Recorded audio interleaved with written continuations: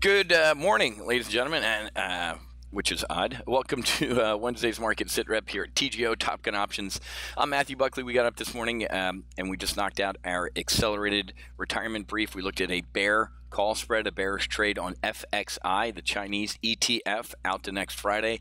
Got filled at 13 cents on that, and it's already making money as FXI is rolling over here. We also have a weekly options trade on FXI that's up, what's that, $1,200 since Monday. $1,200 2 days, and that's potentially looking at $2,200 in profit by Friday. That's risking $5,200 to make $2,200. Really, and look at this, 75% probability by Friday. You got $2,300 in your pocket.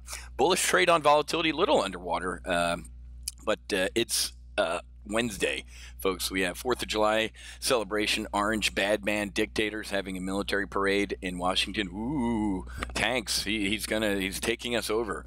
There's 300 million gun owners in America. I'm fairly certain we're not worried about the president grabbing some tanks tomorrow and taking over this country. If you believe that, you're retarded. But anyway, it's not even a lucky strike moment holding on to this trade. Look at the market right now. The Dow, as I'm shooting this, is up, 70-ish points. The market is up and the VIX is up. That ain't supposed to happen. Well, 80% of the time as the market goes up, the VIX goes down. The 20% of the time that volatility goes up as the market goes down means something bad is potentially happening. People are hedging against that. Let's talk about what potentially bad is happening. First, I'm going to lead with this. And this is between us ladies. I posted this on my personal Facebook page yesterday. I'm not a tinfoil hat wearing black helicopter conspiracy theorist. I am going to tell you what I've heard. I obviously leave all the names out of it. I got a lot of buddies. A lot of different places. I will leave it at this. Rarely is a vice president summoned back from jumping on Air Force Two to the White House Situation Room. It's been widely reported that a top secret-ish Russian submarine caught fire the other day. 14 dudes died. The other 25 top officers were able to seal themselves on a different part of the ship and seal themselves off and lived. Vladimir Putin summoned his defense minister and a bunch of other folks to their situation room. The president and the vice president was in our situation room. And you have to know this. Whenever they say, oh, it's no big deal, don't worry about it, the vice president just has to rush back to the White House. It's not because the president can't find his phone and he needs Pence's help. I will let you know that a little birdie told me that maybe one of our nuke subs and one of their nuke subs got a little too close for comfort, and something happened. And I'll leave it at that. Other than that, Mrs. Lincoln, how was the play? Top Iranian commander says country has secret weapons. Okay. This is a day after the Israeli foreign minister Katz said what? We're bracing for possible military confrontation with Iran. That's not a headline, folks. You could put that headline back in 1970. So a top Iranian military commander said today, we have secret weapons and we're going to use them and we're going to turn Israel and the United States into a parking lot. Prime Minister Katz said it should be taken into account that mistaken calculations by Iran are liable to bring about a shift from the gray zone to the red zone. That is a military conflagration. Iran said Monday, as the media ignored it, we didn't, that they breached the 2015 nuke deal on enriched uranium. Nobody heard it except us. The president had a one-sentence response. They know what they're doing. They know they're playing with fire. That's it. I have no message to Iran whatsoever. So 2 weeks ago, they shot down a drone. A drone's not worth 150 people. I'm a cool guy. Now, Iran on Monday said we're enriching uranium past the limit that we agreed to. What did they also say today? They gave a date, folks. They gave a date before. 13 days ago, they said what? In 10 days, we're breaching our uranium limit. They did. The most recent statement I saw before jumping on my live trade brief was, on Sunday, we will begin building a nuclear weapon. They've already begun doing it, but they're giving dates now, guys. They're putting lines in the sand. Israel's like, and what did Katz also say? He said, we will strike Iran even if we have to do it, what? Alone. They've done this before, folks. They flew low level into Syria and pounded the hell out of a plant that was being built. And if you don't know your history, you don't know about the raid on Ozark. Ozark was a nuclear reactor in Iraq, and they pounded the shit out of that and destroyed it. Israel goes and does stuff in the dark, doesn't tell anybody. Make sure you're long volatility, and I'll leave it at that. China. Chinese newspapers. Zero tolerance over Hong Kong protests. Not, oh, everybody should calm down. We have zero tolerance for Hong Kong protests. I've been to Hong Kong numerous times. Love it. Great people. They're free people. Now they're Chinese people. And they are protesting that there was going to be an extradition to mainland China. If you broke the law in Hong Kong, guess what? You might head over across the pond and go see a Chinese judge and end up in a gulag. Full freak mode in Hong Kong over that. We're going to postpone that. This lady, the chief executive of Hong Kong, said what? We're going to postpone that. And guess what? That wasn't good enough. They stormed the, whatever it was, parliament the other day. Massive riots. And China said, whenever you see a headline that says China and zero tolerance for protest, it could intervene. What's the exact image that comes to mind? A dude standing in front of a tank in Tiananmen Square. Dude got run over by a tank, but it's a picture known to the world. China does not take protest well. This is going to be interesting. So as this is going on, and as the president was actually meeting with President Xi Jinping, the Chinese People's Liberation Army Navy was conducting anti-ship ballistic missile tests. Ship tests. They were aircraft carrier killers. They were testing those as the president was meeting with Xi and shaking hands. So what did the president do after he left that meeting? Hey, Taiwan's president, why don't you come see me in July and down in Washington? We'll do lunch. Furious China. If you don't know what's going on in the world and you slept through social studies in grade school, Taiwan is a renegade province of China that we will take back with force. United States. Taiwan's a free country. Here's some F-16s and M1 Abrams battle tanks, not new Shermans like the president is having tomorrow, right, in Washington.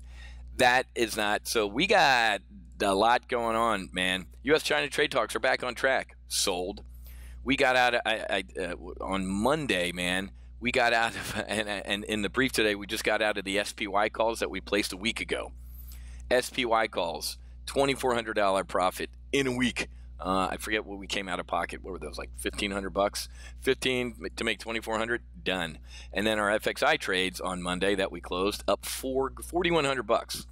These long calls that we bought last week and a bull put spread. This is called a burner trade. I put on a bull put spread, which is a credit spread. So I got paid to do that trade, and I took some of that credit and bought some calls and made $4,100 on Monday. Closed on Monday morning. Why?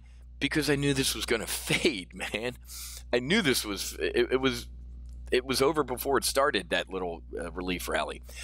Good interview yesterday on CNBC. Actually, it was a horrible interview because the host, with their liberal talking points, shouted down Peter Navarro for most of the time. The one cuck is yelling, "I'm listening." It's physically impossible to be listening when you're talking over the guy. Anyway, he said it's complicated. It's going to take some time. Contrast that with good cop Secretary Mnuchin that said what? Last week, we're 90% of the way there.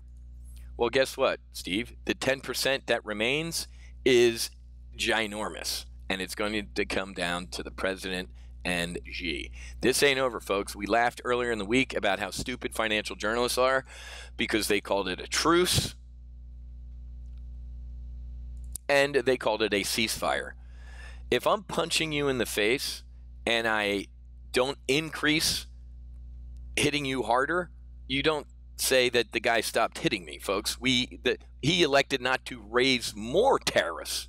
We're currently firing, man. There ain't no ceasefire and there ain't no truce. Please, financial journalists, learn military terminology or don't use them. Dow's flopping around here, guys. It's going to be positive. It's going to be negative. The reason I did the brief early this morning is because I'm heading out on my buddy's 88-foot Pershing down to Miami to watch fireworks. Everybody's done. If you're trading today, you're one of the most junior people in the firm, and you're miserable. So the market being up right now on low volume and the VIX being up tells you something. Okay, it should tell you a lot. This is a shocking headline to those of you who aren't TGO members. Decline in share buybacks pose a hurdle for the stock market. The number one buyer of the S&P 500 year to date to here was the S&P 500. And then what did companies do? They stopped buying back their shares. Okay, so what are we up here on right now? Hopium. Smoke them while you got them. 1, 2, 3. That's a triple top, which is bearish. We are up here on Hopium. Companies have stopped buying back their shares, and guess what we got coming up in July as well? War with Iran, maybe. The Taiwan thing, yeah, definitely Hong Kong, yep, definitely. What are you missing for July? Corporate earnings, and guess what they're going to be? Brutal. Not brutal in a good way, brutal in a bad way. 77% of companies are issuing pre-announcements. I haven't seen that, since 2000, since I got to Chicago and helped run a billion-dollar trading firm. I haven't seen this many. But here's, if you're a TGO member, you know this headline and you kind of laugh at it. Why are you laughing at it, Wiz? Because Wall Street companies, I've been in one, I've done consulting in many of them, I've been in boardrooms when they say, hey, man, if we can't hit the ball over the net, let's lower the net. So, of course, they run out and pre-announce and say, oh, my God, our earnings are going to be awful. So when they announce them and they just suck, it looks like a beat. I get that. But this is not the smart people I talk to, smarter than me, are starting to, at record highs with companies really, really pre-warning. We're going to see through the Wall Street, BS of lowering expectations and then beating. Okay? The chickens are coming home to roost. CFOs and CEOs cannot get on earnings calls and go, hey, it looks like we have a trade deal, so we have some certainty in our forward outlook. It's going to be cloudy. And they don't like clouds. Big swing and a miss today, folks. ADP. The ADP jobs number came out today, 102 grand. Whoops. That's a swing and a miss. We were looking for 140 out of ADP. We got 102. Uh-oh. What? So tomorrow, don't blow your fingers and toes off. Have fun with your family and friends. Come back to work Friday morning. We got a jobs number, man. Average hourly earnings and non-farm payroll number. Remember this? 75 grand. I sat there for like 10 minutes. I thought there was a 1 missing. I thought we might be back in the $150 range by Friday. We're looking for 164, but the ADP miss, it doesn't bode well for Friday. Trade balance, horrible trade numbers this morning. Good final services PMI. So what are we seeing? Bad, good, bad, good. We're seeing bad, good with the market, the S&P 500 right now in record territory. We're seeing a mixture of bad and good numbers, which what's the Fed do at the end of this month? I think a 25 BIP cut is built in. But what if we don't get that? If we don't get a rate cut at the end of the month, the stock market goes to zero. It implodes. Seriously. I mean, there's a lot of market participants looking for a half a point cut by the end of the month. I just don't think that happens unless we see really, really bad macroeconomic data the rest of the month. Okay? But folks, I'm telling you, make sure you watch the replay if you're in accelerated retirement. Why? I did a hell of a brief. Just ask me. We talked about our oh crap checklist. I gave you 4 options between now and next Friday with volatility. Do nothing, cash as a position, buy some VIX calls out to next Wednesday, I think is the expiration on those VIX calls. Do a VXX bull put spread or do a burner trade, which is both. Sell a bull put spread underneath VXX and buy some upside VIX calls. If Iran said Sunday we're building a nuke and Israel doesn't do anything, great, I'm happy. I don't want war. I don't want bad. I don't want people dying, even if they're your enemy. It's just they're human lives. But at the end of the day, folks, something's got to give. Iran is not going to sit here and go, hey, guys, did you not hear me? We're not only past our enrichment limits, we're building a nuke. Hello, is this thing on? Something's going to happen, guys. Make sure you're hedged. It's just not a little cheesy sign-off saying that I have. Yeah, happy hunting, which means happy hunting. Go out there, have some good trading, everything like that, but make sure you're hedged. The market is at record highs. Volatility's come in.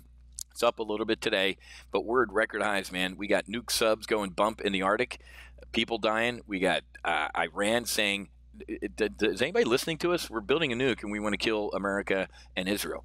We have Hong Kong. We have China. We got trade woes, and we got earnings coming up. And by the way, companies are saying, we ain't buying the market. We're not buying back our shares at record highs. Right, it's a perfect storm for bad happening. Okay, I want to be wrong. There's a couple times when I actually tell my members, I'm like, I want to be wrong on this. That October when we had 3 carrier strike groups off North Korea, we were attacking North Korea. Period. The guy blinked, and Trump said, "Okay, I'm not going to kill all of you." I'm glad I was wrong about that. And I want to be wrong about an Iran strike, but if something goes boom in Iran, the VIX will be up 50% in the blink of an eye, and the market will be down 1,000 points. Are you ready for that? We are. Okay, that's it. Going boating. I'm on a boat. We're heading to the Catalina Wine Mixer. Have a great rest of your day. Happy hunting. Make sure you hedge. Have a happy 4th, and I'll see you for Friday's market wrap-up. God bless.